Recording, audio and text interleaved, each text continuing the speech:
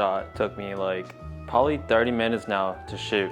This, the paint, this hat, this mustache, I spent some money on it just to shoot this intro. You know, I was thinking one day, just sitting around, this would be a funny intro. And you know, the more I think about it, I'm so stupid. This mustache does not last. If you shop at Walmart for these fake mustaches, don't spend $3 on it. You're better off getting some. All right, well, time to return this hat, throw this paint away. Really? We're here for this. Hold on. We're here for this. This is there you go. Touch up paint, touch up direct.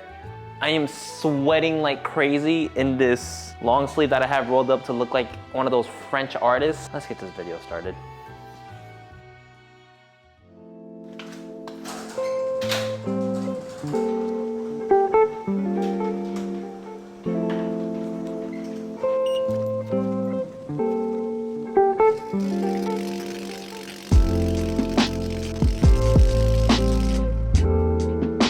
The car is halfway in the garage because I do not want to work in the heat, and it's probably best recommended that we don't work with touch-up paint in the direct heat. I think right now it's like 96 degrees. I lied, it is 87 degrees, but it feels like 91. There's a bug in my face. With that being said, let's go ahead and get started with the video. I'm gonna go ahead and throw in some B-roll right now of a lot of the nicks, basically a bunch of paint chips that are on my car. We're not gonna go over the very tiny ones. We're not gonna go over like paint scratches, you know, gray marks on the car. We're literally just going over big chunks of chip. My main reason for wanting to touch up the paint is because one, my OCD bothers me seeing paint chipping on the car, and two, you know, with the way Texas weather is, Texas is mainly known to be hot. But we know when things like this happen, exposed metal isn't really a fan of cold, hot water, cold, hot humidity. The metal on the roof, the hood, the fenders, underliner, like all that stuff starts rusting, you know, and that's one thing I appreciate about being down south is we don't have to live where there's salt on the roads, because salt, moisture basically cause rust. But in Texas, it's not that bad of an issue. It happens because it happened to my 1 Series. We're gonna cover those spots up and make it look perfect. Opened. Oh yeah, and while I get this opened, on this piece of tape, you can see this is BMW Alpine 300, which is the correct white for my car. All right, bro, this gnat. So in this kit is, all right, real quick, hold up. Before I go too in depth in this, the box kind of came, bro, I'm going to spaz on these bugs. The kit came like this, slides out. What device slides out like this? Not iPhones, iPhones are from the top. Oh no, it's cool. Comes out like this. This kit was $40. It literally comes with 2 tubes. So this is just a placeholder. Got 2 pins. And then we also have wax and grease remover. There's a QR code for I'm pretty sure it's just our website. Chips and, oh, this is like an instruction manual of what to do if your car is getting destroyed. If you want to, pause the video, read that. If yours didn't come with it, pause the video. I'm gonna read this real quick. Apparently, I'm not very good at reading instructions. My front bumper, it said wait like 6 weeks till you wash it at a commercial car wash or use chemicals on it. It's been like 3 weeks. We're fine. Before I go too far into the instructions, this QR code paper does have a test strip on the back of it. I'm reading the instructions, I'm like, what test strip? I'm like, this is the only thing that looks like a strip. This is a test strip. Okay, I'll be back.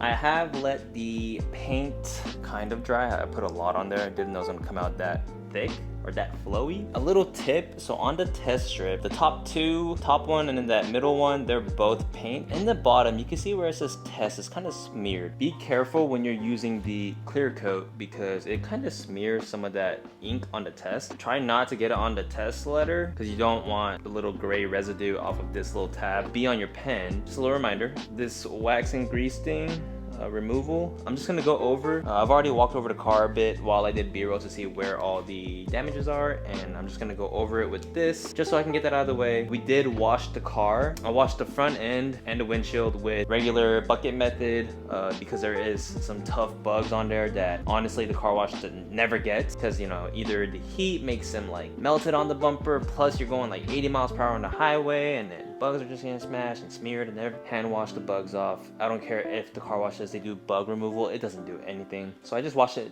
beforehand, and then I go to the car wash and let the car wash take care of everything else. Let's get this situated.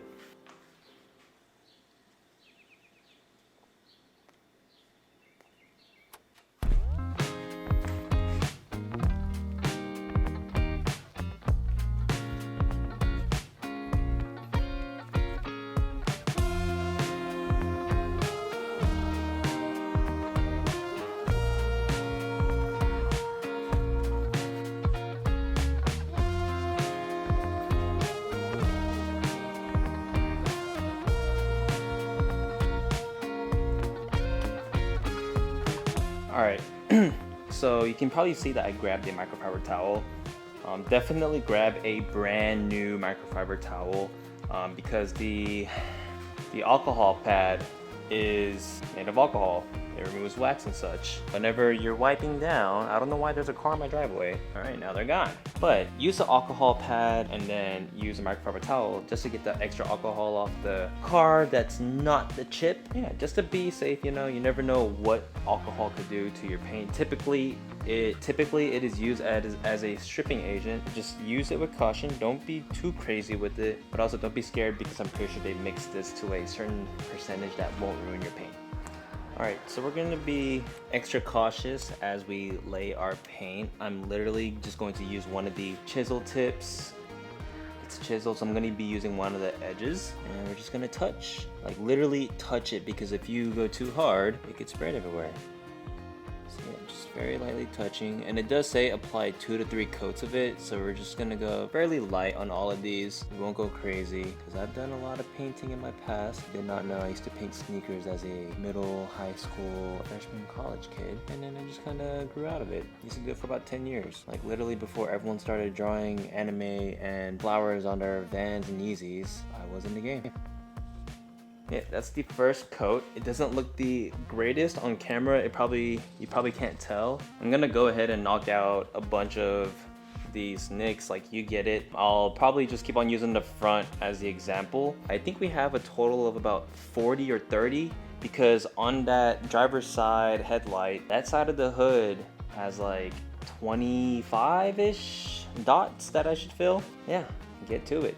Alright, so I'm going to use this spot as an example of a couple of the touch-up spots. Hopefully you can see it on camera. I'll zoom in how I'm filling with these very tiny nicks.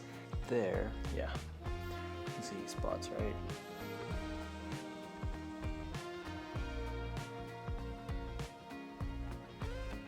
Just kind of barely touching it. Not squeezing the tip or anything. Just a light touch. Alright, here's a really good one that we can go over. I would say it's about maybe 3 millimeters wide and 3 millimeters high. What I'll do is I'll close my pen for something bigger. I've been doing a lot of dots on the other side, so this is kind of like another fresh side that I'm doing. I'm not pressing the tip, I'm just touching.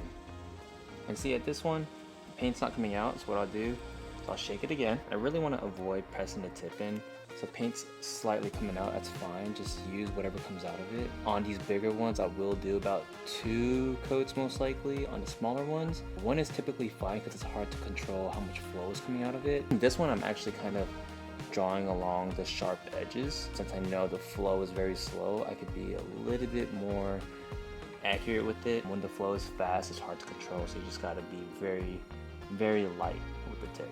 Here is a coat number 2 that you're seeing.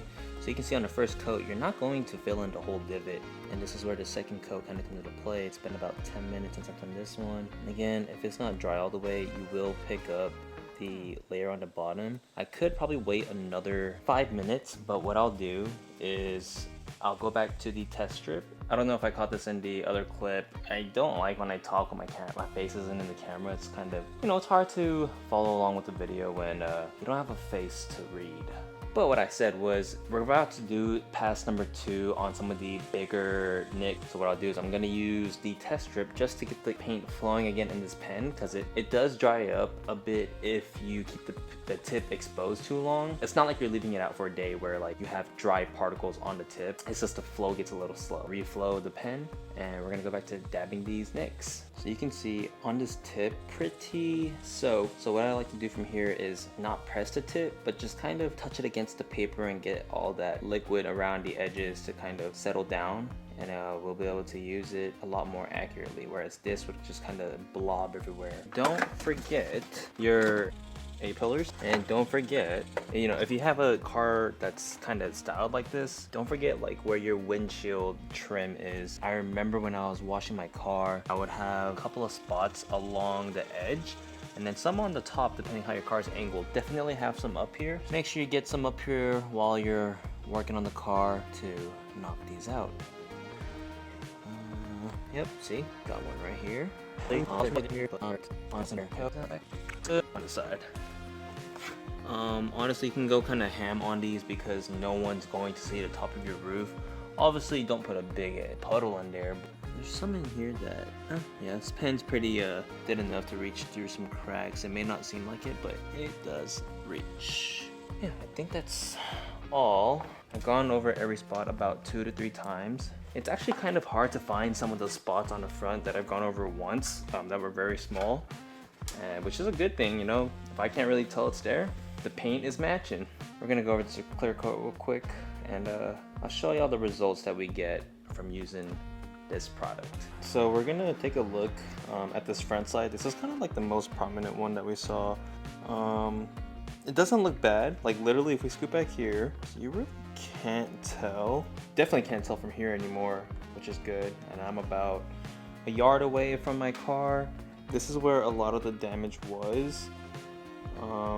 Looks pretty good. There was a lot of dots here earlier, and now you really can't tell. Overall, I'm fairly happy with the way things came out. Obviously, you're spending 40 bucks on 2 pens, but they could last you a long time as long as you store them properly. The paint match, the second you put it on the car, it may not look like it's the right color, but wait for it to dry. Give it like 2 layers, wait for it to dry.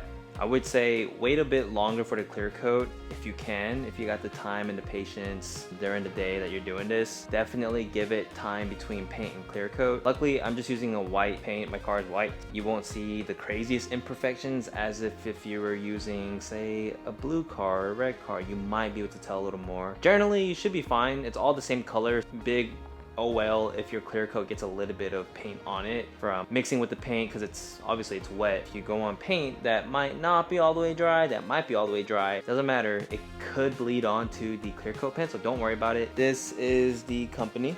You can go on Amazon or their website. Either one takes about 3 days to ship, and as in ship I mean like ship and deliver. I think I ordered this on Monday or Sunday and it got delivered fairly quickly, so not mad. Hope you enjoyed this video. I hope you found it helpful in some way. It just helps coming from a artsy background. I did a lot of art when I was a little kid, having kind of like the sleight hand and touch to drawing and using, you know, different mediums. It's always helpful. Hope you have a great night. Today is July 6th. Hope you had a great 4th of July, and see you in the next video.